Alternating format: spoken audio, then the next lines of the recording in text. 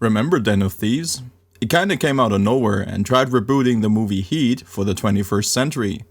The end product landed in between a pseudo GTA 5 heist movie and the Michael Mann classic, being neither over the top, fast paced and hilarious like Rockstar games, nor building up the payoff and the strong characters like Heat did in its time. So the old timers went back to watching Heat and the kids went back to terrorizing online sessions in GTA 5. For entertainment purpose though, Den of Thieves was fun to watch. But now picture me surprised though, when they announced the sequel in 2024, almost 7 years later.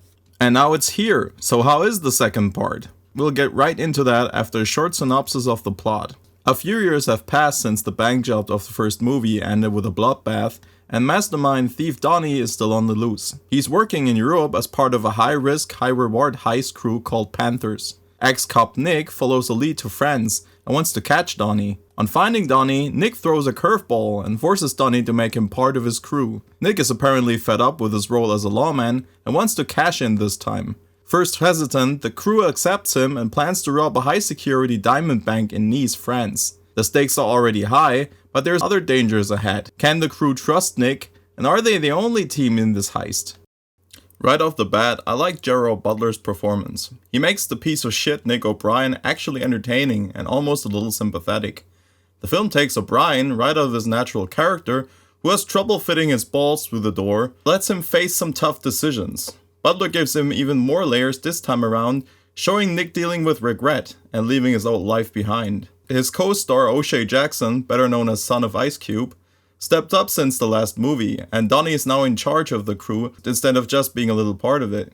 You can see that this isn't his first rodeo anymore, and that he gained quite some screen experience, and I'm all here for it. He even has a French accent now, and that's gotta count for something. The other members of the crew are likable, and they play well off each other. The downside, though, is that the movie doesn't take its time to build up the characters like its predecessor did. So with the exception of the head of the crew, a woman named Cleopatra, the supporting cast comes off as flat and unfinished. Sometimes even rooted for the wrong team. How does that happen? Well, because I couldn't tell them apart.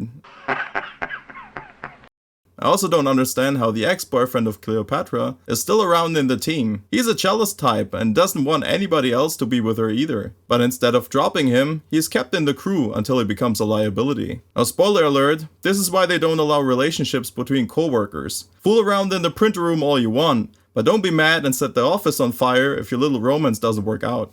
But what about the story and the movie itself? Well, the actual heist scenes are very intense and keep you on the edge of your seat. At no point do they feel unrealistic and take you out of the movie.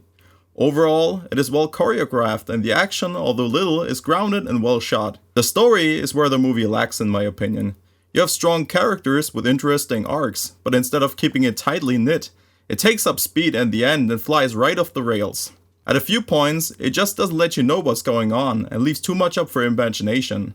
Especially the ending is a bit of a letdown, since it's played like a double twist, but there was no prior build up for it. It just feels undeserved, and the director thought he could just whack us over the head with a genius change of events. But that's not how this works, and you'll just feel confused instead of grinning like a maniac because you could see the breadcrumbs spread throughout the movie that this was gonna happen. So to sum up this movie, I enjoyed watching Gerard Butler and O'Shea Jackson teaming up for a heist. The film has some qualities and is a fun watch. Unfortunately, it falls short of the first one, and I just don't get along with it as well. Maybe this is just me though, and I'll make sure to give it another watch once it releases on digital. Now with the possibility of a third movie in the works, I would actually recommend watching this one. It's original, and it doesn't lecture nor pretend anything. And for what it's worth, it's a good slow burn heist movie for a movie night out, so you might as well give it a watch. Thank you for staying this long till the end of this video. If you liked it, please leave a like, subscribe to my channel, and hit that bell icon so you'll know when I crank out another video. Stay tuned, and I'll see you in the next one. Bye.